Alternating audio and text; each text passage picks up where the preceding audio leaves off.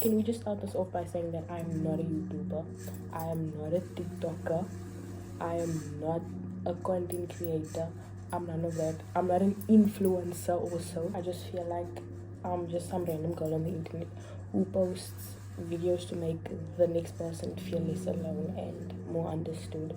So I do not like being called a YouTuber or a TikToker because I posted the video before this on my TikTok and it got kind of local, and now people at school are like, oh, look at the TikToker. It's not. I'm not a YouTuber, nor am I a TikToker. I don't have any desire of being called an influencer.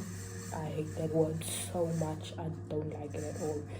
But today's video is about understanding depth. So where do we even start? I think it's quite important to understand that people can only understand you as deep as what they understand themselves. And I've said this before in, I think, my first video, and I just think it's really true. I think it's really important to spend time with yourself and not always be in the company of other people, purely to understand and get to know yourself a bit better. I know a girl, and this is not to say that she's like a bad person or to speak badly about her or anything, but she's always in a relationship, like always in a relationship. Like she's in a relationship this week and then she breaks up over the weekend, and then on Wednesday of the next week she's in a relationship with a new guy. She cannot spend time alone. And like, obviously I don't know what's occurred in this girl's life for her to be jumping in relationship after relationship, but I think it gets concerning after a point, because a lot of the time, if we jump into relationship after relationship after relationship, we don't actually get a chance to spend time alone and experience who we are and understand yourself and get to know yourself better. Like I said in the beginning of the video, you can only understand others as deep as what you understand yourself. So if you don't understand yourself, it's insane for you to expect to connect with another human when you yourself don't even know who you are. How do you expect to understand someone else's depth when you yourself don't even understand yours? I feel like if you don't spend time with yourself, you're just prone to absorbing others around you's opinion of you. You don't know who you are, so you're just taking this person's opinion and you're taking that person's opinion on you, and you're like taking it and using that as who you are. But you don't know that. You don't know if you like this or that. You don't know if you like that or this, because you've never gotten a chance to get to know yourself to that point. I also think realizing that you don't need to conform into the idea of what other people think you are is really important, because at the end of the day, you're not living life for them, you're living life for you and yourself only.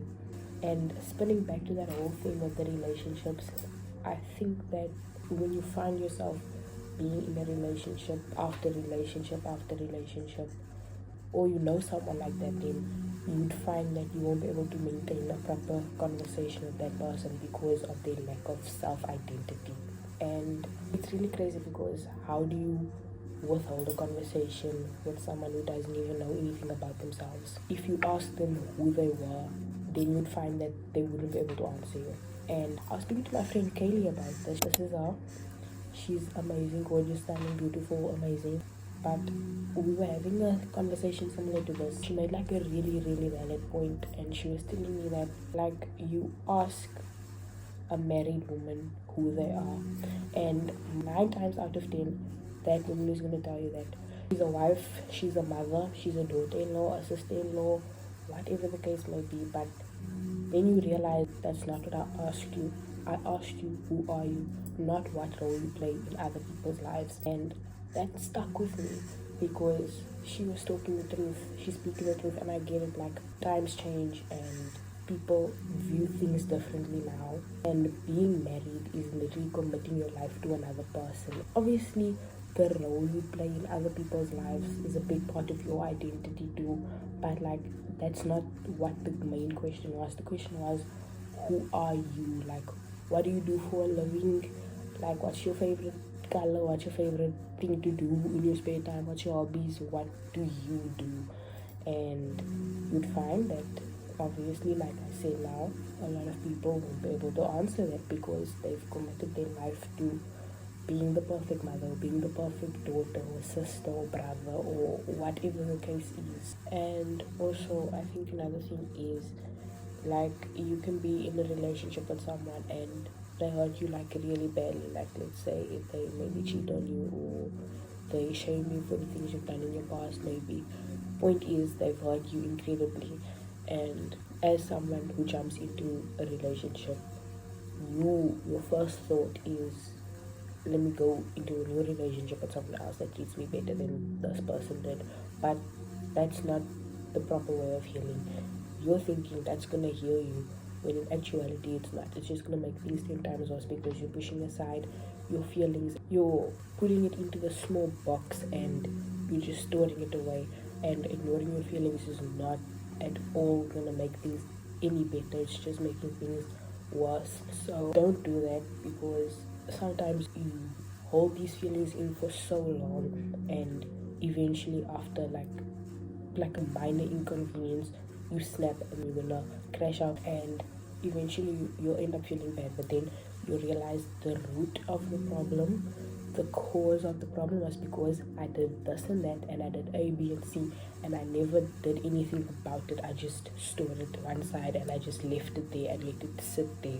And it's really good to understand why you feel the way you do, know what is causing that, and recognize that. But at the end of the day, I think it all really falls on you to really commit to love and to commit to commitment. It falls on you because you need to learn to love yourself first before you can love anyone else. That's the only way it's gonna work. And this is a bit like off topic and really like out of the blue, but I was watching this one guy's video. His name is Quincy on YouTube, and he said something that really stuck with me. He posted a video, I think literally a week ago from today, and he was speaking about how we hate when others try, and that really sat with me because right now on the internet there's that whole thing with Kai Cenat. Basically everyone's speaking about how Kai is a grown man and he's trying to start a new business and trying to do this and trying to do that. How old is he? He's not even 25 yet, and we're talking about his unk.